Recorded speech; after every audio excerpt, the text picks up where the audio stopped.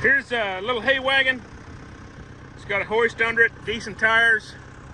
Actually, tires look really good. They're dry cracked a little bit. Decent tires. 7x14 bed.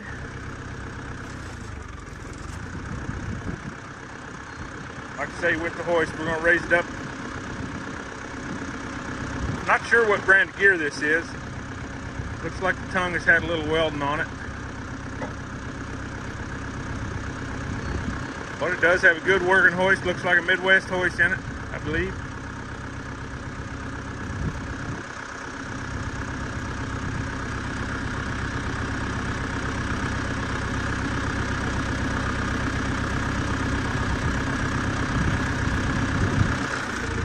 Good firewood hauler.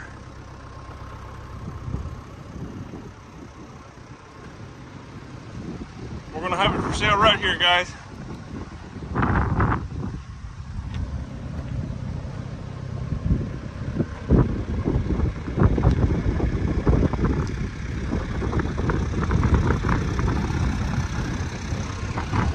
We did put a new hydraulic hose on it. Forgot to mention that. Hydraulic hose is new.